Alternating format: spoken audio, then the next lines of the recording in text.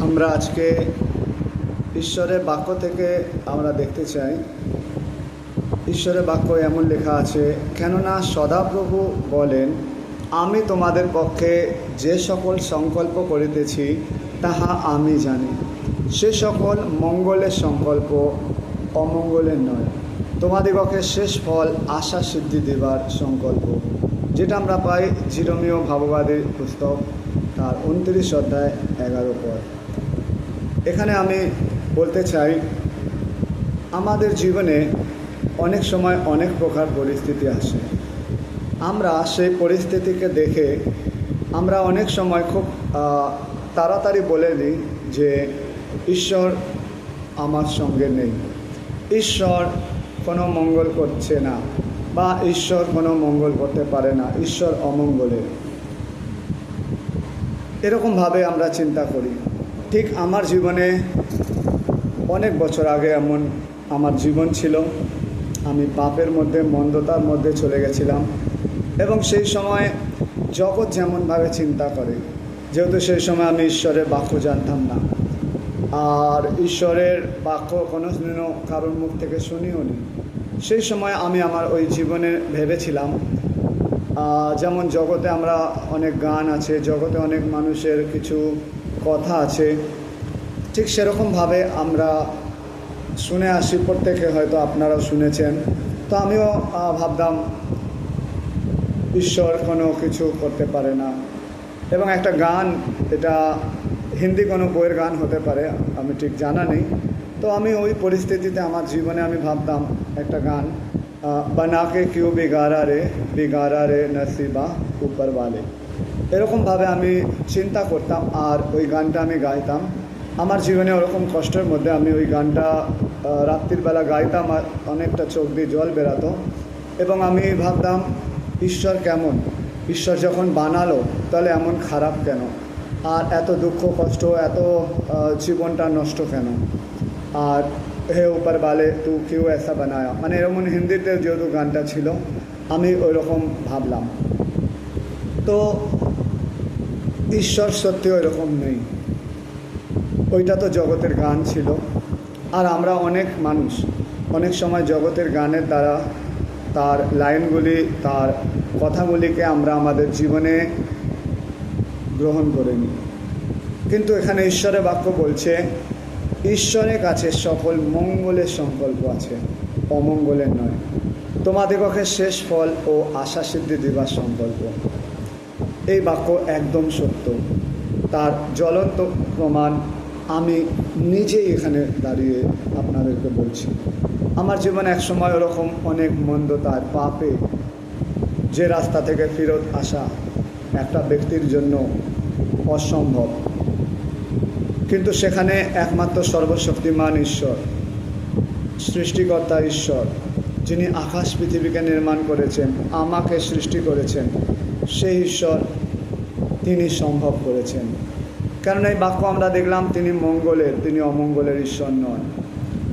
আমাদের জীবনে আমরা অনেক সময় ঈশ্বরকে না চিনে, ঈশ্বরকে না বুঝে, ঈশ্বরের প্রমিস বা ঈশ্বরের প্রতিজ্ঞাটাও আমরা যখন জানি না, তখন আমরা ভাবি, ও ওপরওয়ালা বলে কেউ নেই, তিনি অন্ধ, তিনি শুনতে পান না, তিনি আমার জীবনে যা হচ্ছে কিছু করতে পারেন না। এটা একদম মিথ্যে কথা, আর এটা শয়তানের দ্বারা একটা চিন্তা। সেজন্য আমি আজকে আপনাদেরকে বলতে চাই, আমার জীবনে অমন কান্নার মধ্যে ছিল, আমি চোখের জলে আমার বালিশ আমার ভিজে যেত একদম। এবং শুধু তাই নয়, আমি এরকমভাবে কষ্ট পেয়ে ভাবলাম, আমার জীবনে এরকমভাবেই, ঈশ্বর তুমি কেন নষ্ট করলে, আমি নষ্ট জীবন চাই না। হয়তো আমার সে আর্তনাদটা ঈশ্বর শুনেছিলেন, সেই জন্য তিনি আমাকে তার সন্তান করলেন, আমাকে একজন সুসমাচার দিলেন, এবং আমি তাকে সুসমাচারকে পরবর্তীকালে বিশ্বাস করলাম।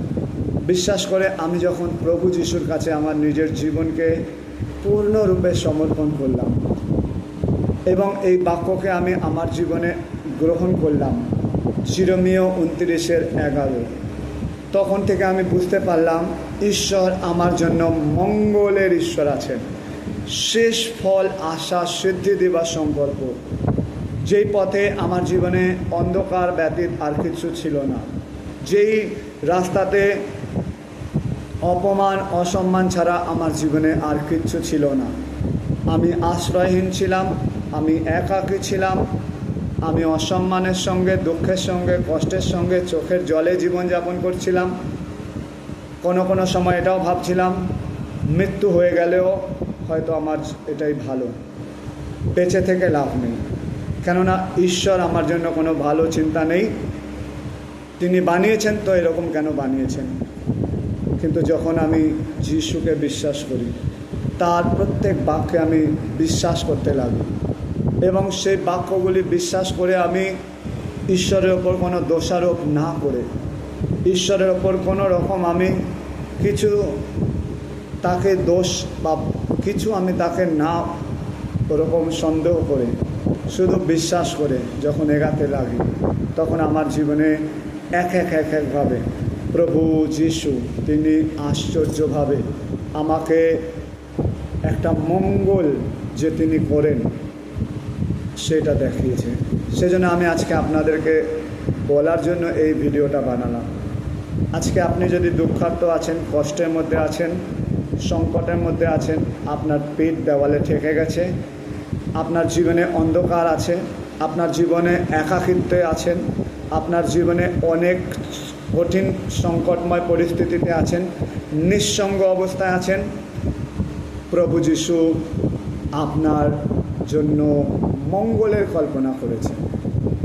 আপনার নিঃসঙ্গতা, একাকিত্বকে, আপনার জীবনে যাই অন্ধকার আছে সেটাকে আলোয় রূপান্তর করার জন্য আপনার সাথে সাথে তিনি সহায় হয়ে থাকার জন্য আছেন। সেজন্য আজকে আমি বলতে চাই, আপনি যদি প্রভু যিশুকে বিশ্বাস করেন, সেই সর্বশক্তিমান ঈশ্বরকে বিশ্বাস করেন, তাহলে আপনার জীবনেও আপনি আমার মতন ওই গানটা হয়তো ভুলে যাবেন। ওই গানটা তখন আপনি এটাই বলবেন, এটা জগতের মানুষ তারা এরকম দুঃখের মধ্যে এই গানগুলি তারা ঈশ্বরকে না জেনে লিখছে। কিন্তু আমি আপনাদের বলতে চাই, ঈশ্বর মঙ্গলময়, ঈশ্বর মঙ্গলময় সব সময়ের জন্য। সেজন্য আপনি তার বাক্যে বিশ্বাস করুন, তার উপর নির্ভর করুন। আপনার জীবনে অমঙ্গল বিষয় যেটা আছে সেটাও মঙ্গলে পরিবর্তিত হবে। সেজন্য আজকের এই বাক্য বা আমার এই কথা শুনে আপনি পূর্ণরূপে প্রভু যিশুর ওপর বিশ্বাস করুন। তিনি তার বাক্যে যা বলেছেন তিনি পূর্ণ করার জন্য সক্ষম আছেন।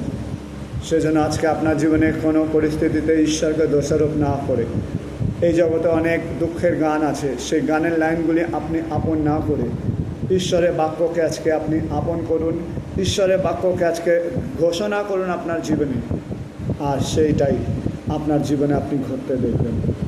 ঈশ্বর আপনাদেরকে আশীর্বাদ করুক এবং মঙ্গলময় ঈশ্বর প্রত্যেকে মঙ্গল করুক। আমেন। সকলে ভালো থাকবেন। ঈশ্বর প্রত্যেককে আশীর্বাদ করুক। জয় যিশু।